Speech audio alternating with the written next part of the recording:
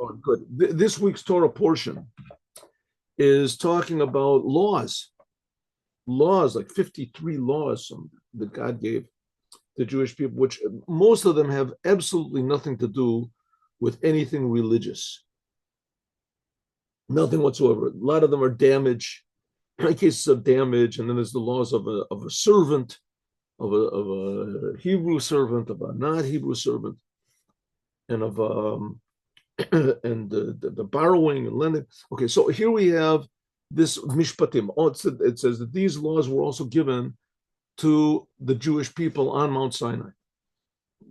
These were given to us. So that really takes Judaism into this whole different realm of, what exactly is the Jewish religion? What's going on over it? Why does God care about, if someone steals my ox and he kills it and this, then he has to pay, 5 times or 4 times. Why is this important to God? Why would God make a thing up like this? So there's also a deeper aspect of it. Who is the whole Torah given to? It's given to Moses. The Jewish people heard the first 2 commandments directly from God, and they couldn't take it. It was just too much. So they said, okay, Moses, give us the rest. So all the rest of the Torah was given by Moses to the Jewish people.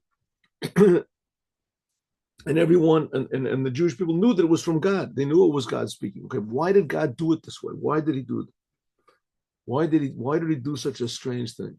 Why does Judaism depend so much on individuals? Like, why couldn't the Jews just get it on their own? It has to be done.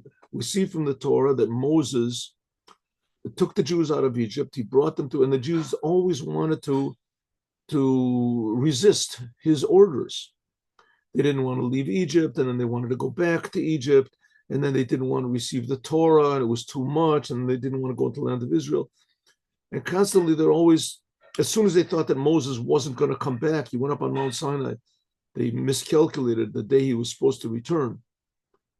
And on that very day, because due to their miscalculation, as they worshiped the golden calf, as soon as they thought that Moses wasn't there, they forgot the whole thing. So we have to have Moses doing this. And you can ask another question: what is so important about all these laws?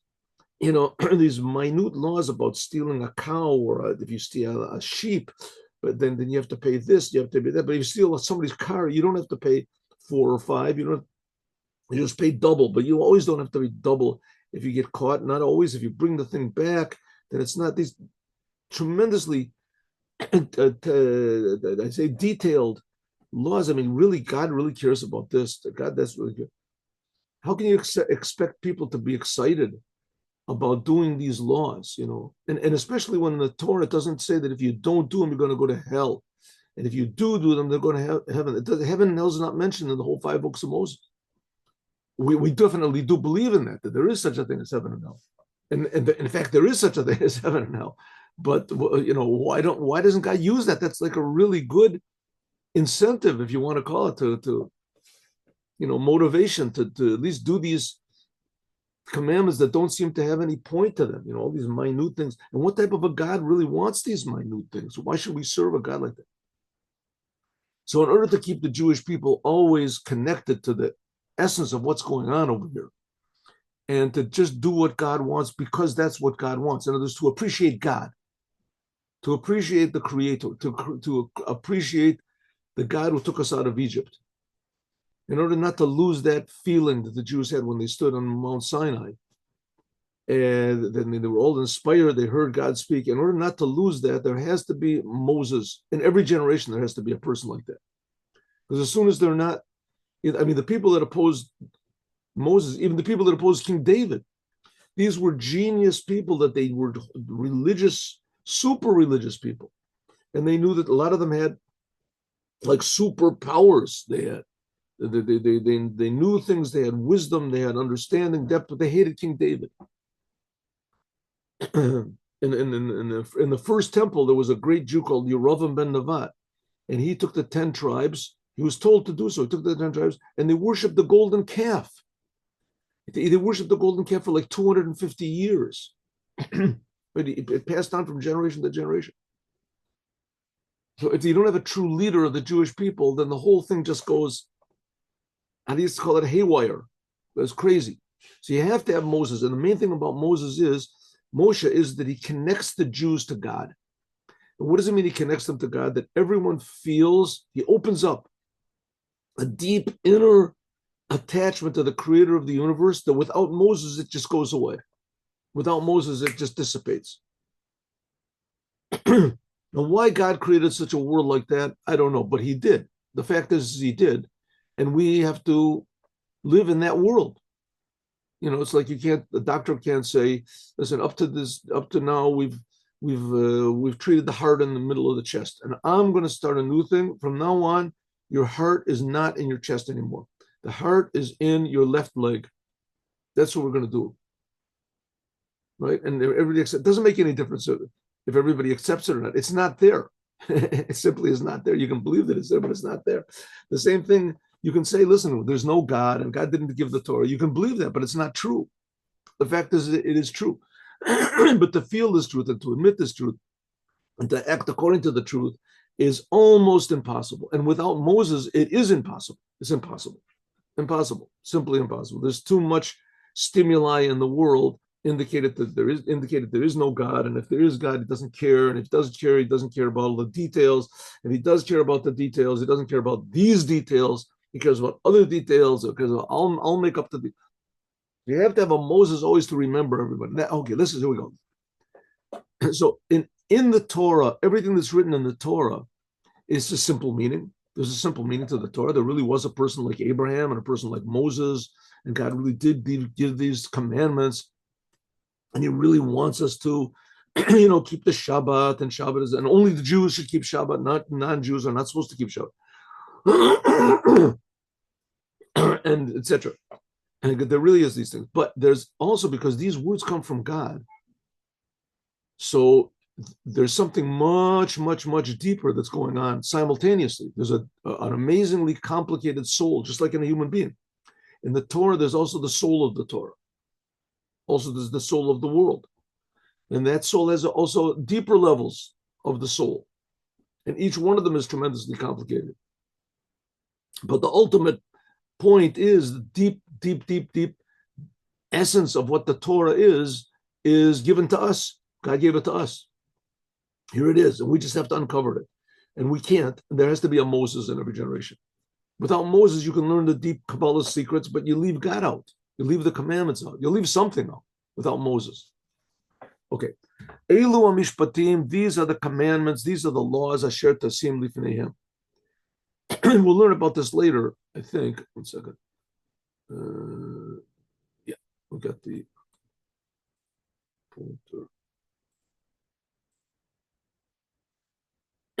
This sentence is all the conjugations and everything, and is all mixed up. You'll see. Eila mishpatim, these are the commandments, asher tasim, that you, this is talking about Moses, that Moses you should put lifneihem, in front of them. Ki tiknu every, when you buy, it doesn't say tiknu, it says tikneh. What's the difference? This is singular. It says these are the laws you should put in front of them, and it should say when you, plural, but it doesn't, it says singular. When you buy an Eved Ivri, when you buy a Jewish servant, etc. Now, there's laws of in Judaism, there's the laws of a servant. These laws, basically, a lot of them don't exist anymore, but there was such a thing as a Jewish servant. If a person owed money and he couldn't pay the money, so he could sell himself. If he was totally poor, person is totally poor, whatever his situation was, there are certain situations where a Jew can sell himself into servitude. You can sell your servants at 6 years, you can sell. And there's also times when a non-Jew could be purchased. Okay. When you buy a Jewish servant. Okay, so here's God giving this commandment to Moses. This is the law you should put in front of them. When tiknu, when you, singular, buy an Eved Ivri. Tzorech Lavan, we have to understand. Delifneim, that's what it says in the Torah. These are the laws you should put before of them. This implies this is plural. The ki tikneh, And when Moses gives the law over to the Jewish people, what does he do? He does it in singular. Ki tikne, this is singular. It should say ki yiknu, when they buy, in front of them, right? This is third person plural. This should also be third person plural. Ki yiknu, when they buy, when one of them buys. So we have a deeper meaning. This sense that there's something hidden under the surface. Ki tikne, this is referring to Moshe. This is referring to Moses. Moses, when you buy a Jewish servant, and it's referring to what it says before, Eila Mishpatim, these are the laws you should put before them. Moses, Moshe Rabbeinu, Davka, he has to put the laws, these laws, lifneihem, in front of the Jewish people. Lifnei also means lifnei, also penei also means the inside. Before them means inside of them, by means of that you, Moses, you have to buy a Jewish servant. What does it mean to buy? You take possession of a Jewish servant. You, Moses, make the Jewish people into Jewish servants. Okay, we'll see what this means. It says,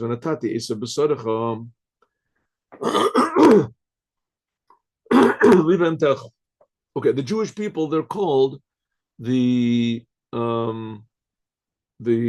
sons of God. They're called the wife of God. Mount Sinai, they became the wife of God. They're called the soldiers of God. Sivaos Hashem, when they left Egypt, they were called it. And they're also called the servants of Hashem.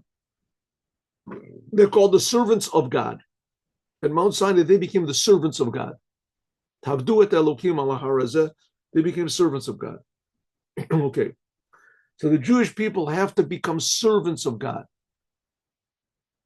Servants of God. A servant is a person that basically gives up his free will. Basically, he gives up his free will. Here, Moses has to inspire the Jewish people that they willfully give up their free will constantly. They're always making this choice, constantly give up their free will to what God wants. A servant doesn't ask any questions. Jews don't ask any questions. Of course, the big difference is in the Torah, it commands us to ask questions. So if you have questions, and you should have questions, is because it says in the Torah, not because I want to ask questions. Basically, you are a servant. You do, even if you don't get any answers to your questions, you still serve God. Right? Why should I put on tefillin on my arm and on my head? Why do they have these 4 different portions? You give answers, says, listen, that doesn't satisfy me. This is what God cares about. That I should put these boxes on my arms. I don't understand. Says, you don't understand? Okay, good. So you don't understand. But you should keep asking. But Judaism depends on questions, but it doesn't depend on answers. It doesn't depend on answers. The questions are good. You're supposed to ask questions. And you'll get a lot of answers to the questions. And you'll discover that the answers that you get are never going to be sufficient. There's always deeper answers and deeper answers. So a Jew are supposed to be servants of God. Okay, so it says there's 2 types of souls. One type of souls are called animals, and some types of souls are called people. So God says, if you do what I say, then I will give you. God says, I promises, if you do what I say, then you will have fodder, grasses for your animals. You'll have grasses for your animals. This is talking about Moses. Moses is the one that provides the animals food to eat. Shemashpia, he gives Esav, he gives grasses to the animals. Who are the animals? Me and you. We'll see. The Indian is Kasiv. It says V'zarati at Beis Yisrael, Zera Adam V'zera Behema. You have planted the Jewish people to be the seed of animal and the seed of man. Let me just see this. Hey, where's this? Hey, give me a minute.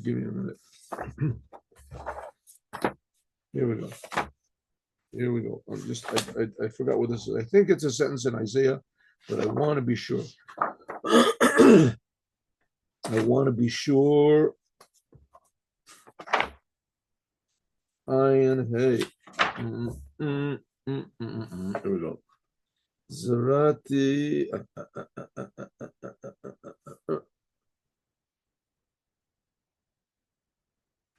I was wrong. Jeremiah. It's a sentence in Jeremiah. Yirmiyahu in Jeremiah. It says, I have planted the Jewish people, the seed of man and the seed of animals. There's two types of Jewish souls. One of them are the souls which are very, very high souls, very sensitive souls to God. But Maila Umadrega, they're called the seed of man. And these are the souls, which were drawn down from the level of the upper man that Ezekiel saw on the throne in one of his visions, the man that's on the throne. Like it says, make man in our image and in our form. But in every branch of life, there's always people who are like geniuses. They just get it. Right? In mathematics, in art, in music, in sports, you see a lot of times, right? People that are just, everybody works the same, they practice the same, and these people just get it. They just get the ideas. They just, right? There's authors and there's ideas. They basically in everything, right? And soldiers. There's people that they're just naturals. They just really get it. Well, in Judaism, there's also people like that they just really feel God. They really feel God, and they really feel that they're being created by God, and they really feel truly grateful to God, and they and they really appreciate the Torah and every idea of the Torah and the commandments. They're very excited about it. That's called geniuses, or in simple language, that's the seed of man. Hainu neshamas atzilus. These are souls over the level of atzilut. That's the man sitting on the throne that Ezekiel saw. The man sitting on the Hein Menikra, they're called sons of God, like it says, Masha'enki neshamas the Bria, which are not the case. The lower souls of Jewish people, they are called servants. That's what we say in our prayers. With the God, you should treat us whether like sons or like servants. In other words, there's some Jews that they just, 99.9% of the Jews, they're not going to ever really 100% get it. Huh? They're not really going to get it. Just like you have in music. There's people that are practiced. Not everyone is going to be a, genius pianist or a genius, whatever it is, celloist or whatever. Just a few people really, really get it. Right? In sports, and there's only a few people really, they can be like tennis champions or boxing champions or something like that. Other people, they can work, try, and this, they just never, they can be semi-pro or something like that. They rank 500th place or something. But there's someone that just get it. They just get it, right? Well, so it is in Judaism. There's some Jews that are like sons of God. Now, every Jew is a son of God, but not every Jew feels it. Every Jew also has to be a servant of God. It says Moses was a servant of God, says in the Torah. Moshe Eved Elokim, right in the end of the Torah. The last sentence in the Torah. Moses was a servant of God. But there's some Jews that they demonstrate what it means to be a son of God. And there's some Jews that they can't demonstrate this. They can't demonstrate. The Torah and the commandments just doesn't really ring by them in such an intimate way. Right? What does ring by them? Like everybody else. You have a family, you have a wife, you have children, you have money, you have things like that. Good things. But God doesn't resonate in the essence of their being all the time. So that's self-banim. They feel like they're sons of God and then servants of God. I know, just like a person. Just like a person that what he has, what's called awareness, connection. Also, Elo and the Shamos Yishlam Das Gedolas Elokus. They have a dot. They have connection to the awareness of God. But what's one of the things that makes man unique? A couple of things that make man unique. One is that animals also can think. Animals have a certain ability to speak, whatever. Okay, you can say that man has a higher level of intellect. Okay, but animals also have intellect, just a lower level of intellect. There's some things that men have that animals don't have. Conscience. Sometimes they try to depict in movies or something. There's the lion has mercy on the deer or something like that. But he does it because that's his nature. Just once in a while, wakes up his nature like that. He treats a deer like he treats one of his cubs. That's part of their nature. But it's not that they go against their nature. Animals can't go against their nature for some higher principles of truth and of kindness. And men have conscience. People have conscience. So the same thing as a person can a human being is a human being. That's what's called dat. Dat means you can connect to principles that are above just keeping alive, survival, pleasure, right? The lower aspects of man, desire, lust. A person can be connected to something higher. That's called dat. Dat means he's connected. Essentially, it means that he's connected to God. That's what dat is. Conscience, let's say conscience is a replacement word for God. Okay, for God. Not a very good replacement word, but not a bad one. Not a bad one. And so souls that have conscience, right? So people that have conscience. Then there's people that don't have any conscience. They don't have any conscience. They just live, day to day. They always have these things on the internet. A guy wants, so please help me, please help me. And says help me. Nobody helps the guy, right? We help him. No one helps him. One person stops and helps. Oh, this is unusual. He has helped someone. He has helped an old lady, and they make a thing out of it. It's good, right? Good advertising, good things. But not many people are not selfish, altruistic, they call it. It says these are the souls. Then the souls, just like the awareness of God. There are some souls that they really feel that there's a creator. They really feel that there's a purpose to life, and the creator makes them feel that the Torah is true. They have a feeling in the oneness of God. Perish dat doesn't mean yediyah, intellectual knowledge, but it means hargasha, feeling. You feel. Right? A human being can think. He can write books about kindness, and he can be cruel. The best example was the Nazis, right? They came from from Germany. They had some of the greatest philosophers in ethics and feelings, but and they can explain it intellectually, but actually to do it, no way. They could kill people. They killed 50 million people. The second way is that's called Adam. Adam is that they really feel God. That's what it means. They feel God all the time.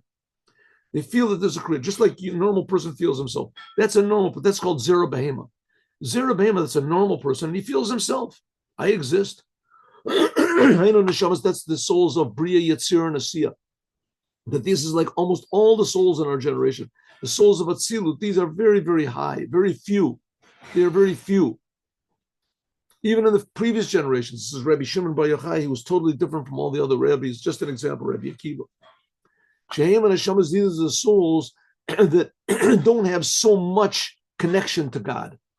Don't have so much feeling to God. It doesn't mean it doesn't mean that they have no understanding or grasping in God. Ella, but even they have understanding. They can understand the greatness of God. From books and from authors. Hasag of Havana Gadola, a great understanding. How it is that God enlivens everything. So that in God there is no end to God's greatness. They don't feel it in their soul. A person that feels God, usually it results in a feeling of love, in a feeling of attachment, also a feeling of awe. Of awe. Most people do not feel a love of God, a visceral love of God, or a visceral means, what does it mean? A physical feeling of God in this. So they don't feel it. Right? God is creating us. He's enlivening us. He's protecting us. He loves us. We don't feel it. We can think about it. If we think about it enough, you can become aware of it and think, well, what am I missing? Right?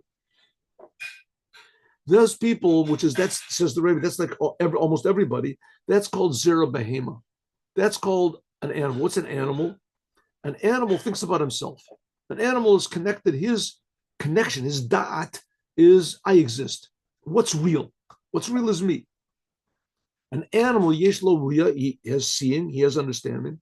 Rak in lo dat, it doesn't have any real connection to God. Kach yesh neshamot, they don't have any feeling. Their souls, she'en ben bechinas dat, they haven't got really a real true connection in godliness. Shadati bechinas hergasha. is feeling. That's a feeling. Kaskala nitkasheret v'nikva benafsho, that his understanding is set into his heart, into his soul, like he feels. Like I say, maybe let's take a better example. I think this is an example in music. In music, there's people, let's say pianists. There's pianists. There's a lot of pianists in the world. A lot of people, there's a lot of classical pianists in the world, but there's very few, like they say, concert pianists in the world. And among the concert pianists in the world, there's very few that really convey like a feeling in the music. There's a lot of them that can. I mean, music itself is feeling. It comes from a muse, a feeling. But there's some of them that technically are excellent, technically fantastic, excellent.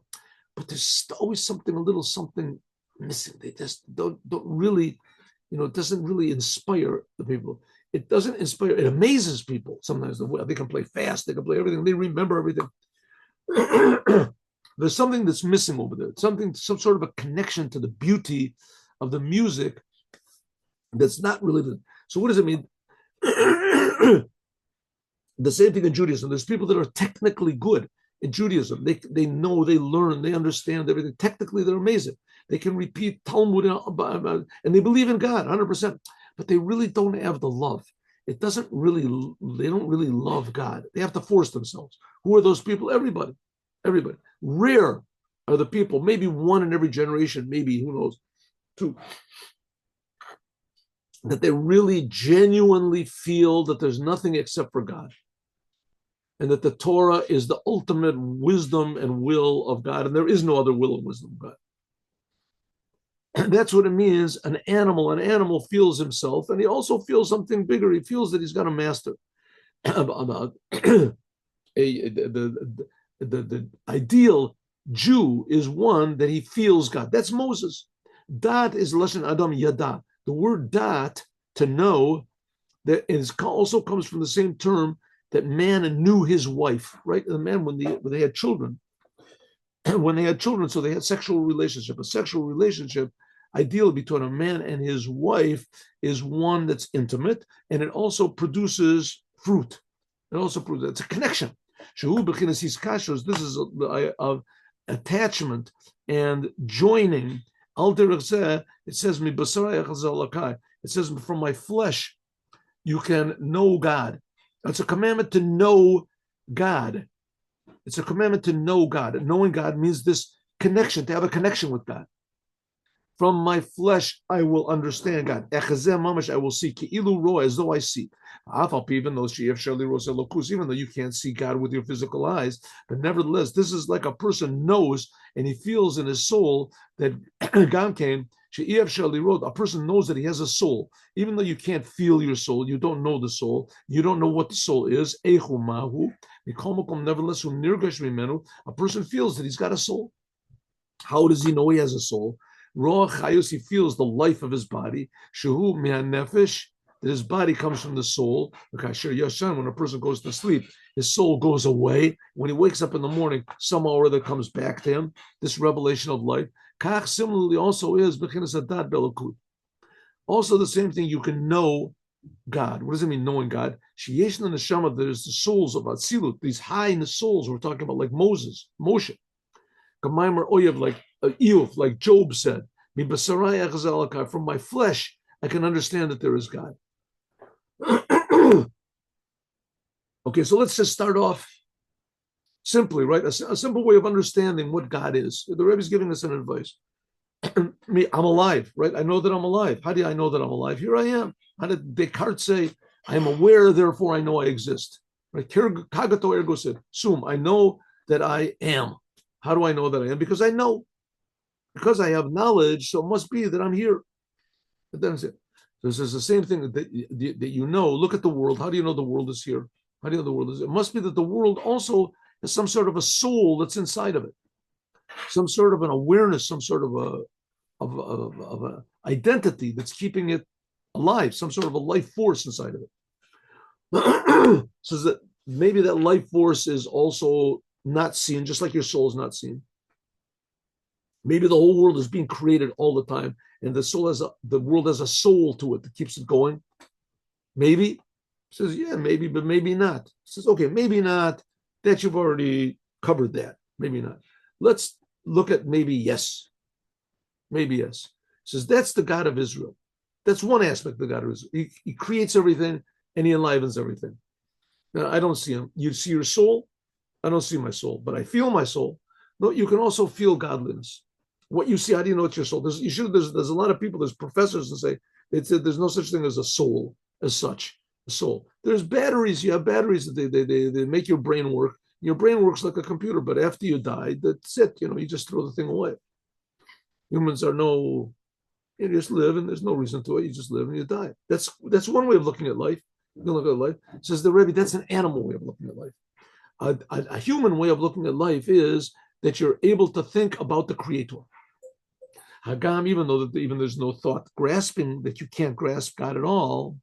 Hainu shemahuto eno musag, the essence of what God is cannot be grasped. But the fact that there is God, Noda, can be known and felt. Masha Anuroim, just like because we see that the worlds are like a big body, and they're alive and they're moving. This life force that keeps the planets going around and that keeps the trees growing up in the ground. This comes from the Ein Sof. That flows into them every moment. And this idea could be grasped by everybody. Anybody in the world can look at the world and say, listen, maybe there's God. Says, oh, that maybe take seriously. That's a maybe seriously. It's a possibility, right? It's not they prove there's no God. It's a possibility there is God. Okay, so that possibility that there is, think about it. And you'll start to realize that the reason that God is only a possibility, maybe there's God, is because you don't feel the truth. You don't feel the truth. If you would feel the truth, you would know for sure that there's God. When if a person is attached in his soul, that he is attached and he feels the godliness that is in the world, then he's not like an animal anymore. That's not animal. That is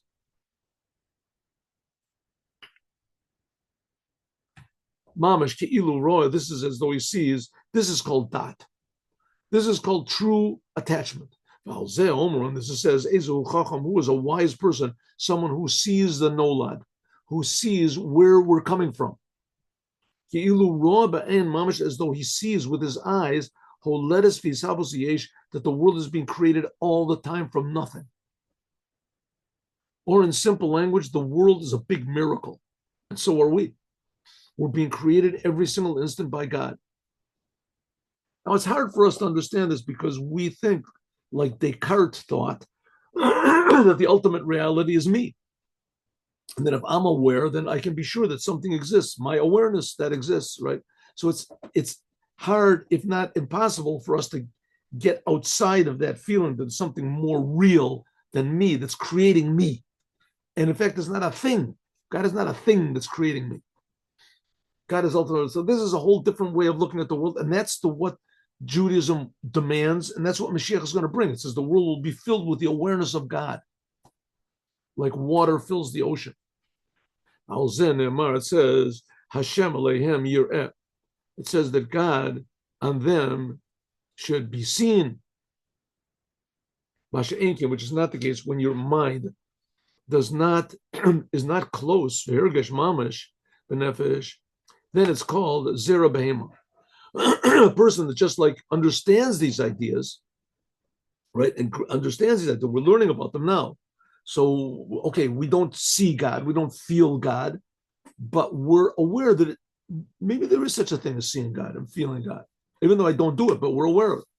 Almost like a blind person that's led by, a seeing eye dog or a person on so, right? He's led by other people, and the people tell him, okay, here, don't cross the street while there's cars, right?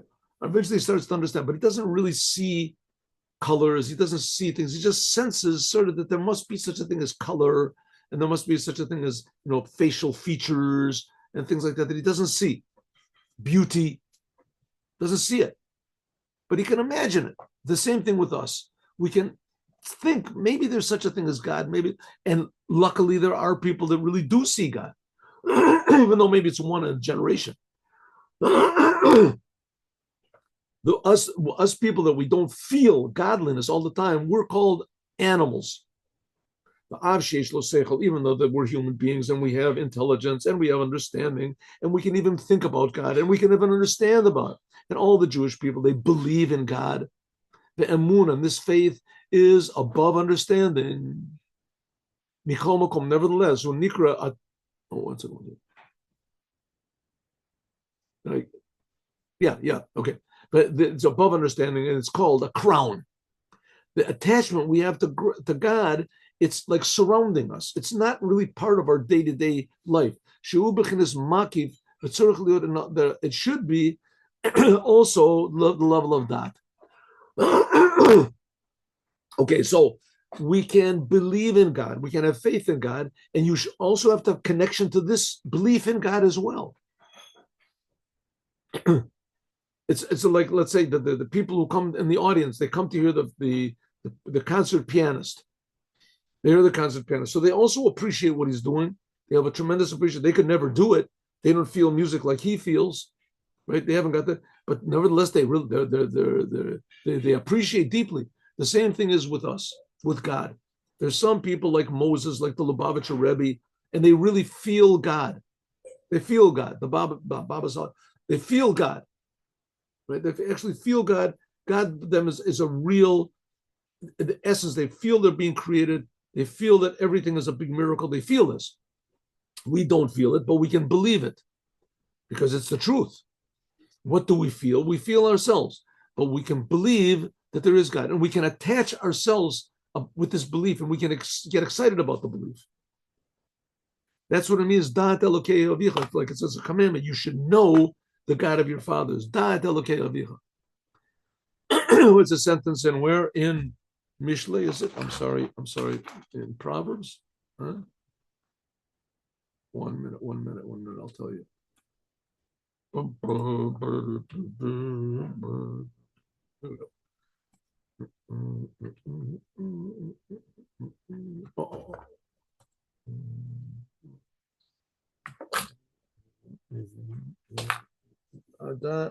There. I'm sorry, it is another mistake. This is in Chronicles, the book of Chronicles, first book of Chronicles. Know the God of your father. It's a command, we should know the God of our father. What does it mean to know the God of our father? We can't. We just finished saying that you can't know him. It says, listen, we have faith in God, and we see that there are Jews that they do know 100% that God exists. They feel it. They feel that God exists, right? Just like a person that can see, he sees sights, and we're blind, we can't see sights, but we believe there is such a thing. We believe there is God. So, and we can. So, there's a commandment for us also to know God as much as possible. By means of this, by means of this, the world doesn't conceal us so much. And the love that we have, this comes from an attachment to God, Bariya, and seeing. Chushit. There's no comparison to the love that we can have for God to the love that you have for money, for instance. There came a year and also fear. You don't fear anything in the world. You only feel the Creator. Okay, let's see 1 second. Let's get, where is this? Where is this end over here? 1 second, give me a minute. Sorry, 1 minute. Okay, here we go. Okay, I don't know where the end of this thing is over here. Just give me a second. Yeah. Oh, this is a very long footnote. A long footnote. Maybe we'll come back to this. Hine, behold, it's a long footnote that goes over here. These are footnotes from the third Rebbe of Chabad, Tzemach Tzedek. Hine, Moses. Moses, all of a sudden, I think we'll do this tomorrow. Let's just go over to the point. Moshe Rabbeinu, all of a sudden, Kochel Gadol, he had the power, and he could draw down this level of dat into the Jewish people. Now, what do we finish saying? The Jewish people, that they don't have a clear feeling of God all the time, even though the God is creating us and there's nothing except for God, but they don't feel it. They feel it themselves. So it says Moses had to draw this dot, this connection, this awareness of God into the Jewish people, even to the souls which are called animals. That they'll have a feeling of godliness. That's what he means that Moses fed, that God is speaking to Moses. Tikne eved ivri. You, Moses, you have to purchase these Jewish servants, make the Jewish people into your servants. Because Moses is called Raya Mahemna, he's called the faithful shepherd, the one, the special, and the unique one of the 7 shepherds that shepherded the Jewish people. Moses didn't just take them out of Egypt. He didn't do this political thing that he took them, that he also did that. And he made them into a nation. The main thing of Moses is he connected them to feel God. He enabled them to feel God all the time, to feel that they're being created, to feel they're being created for a purpose, to feel that God is enlivening them for a purpose, that God is creating the whole world for a purpose, and that they're part of this purpose, that he put responsibility. That's the other thing that people have that animals don't have. People have conscience, but they also have responsibility. They can feel responsible. And Moses, that's what Moses did. He took the Jewish people and brought them from being animals that they only think about themselves to thinking about God, and that they could feel God. Therefore, Moses gave them moach dat. He taught them about things that he knew, that he felt, so that the Jewish people would also see it's possible to feel this. Shazeu pirish rayim hamna. That's what it means that Moses was a faithful shepherd. Don't just say faithful shepherd. He was a shepherd of faith. He fed the faith of the Jewish people. Shemafarneset amuna, that he provided the faith of the Jewish people. He made it that it wasn't just faith that was above them, but he strengthened it so it would be more and more integrated into their day-to-day life, the feeling that there is really Hashem, God is really creating it, and there's us, and there's nothing except for it. And he's creating us for a purpose, and there's nothing except for that purpose. And that's the job of Moses. He was the one who bought, he purchased, he took possession of, made the Jewish people into Jewish servants. As we'll talk about more, servants of God. We'll talk about more tomorrow. Let's do this 1 second. Yeah.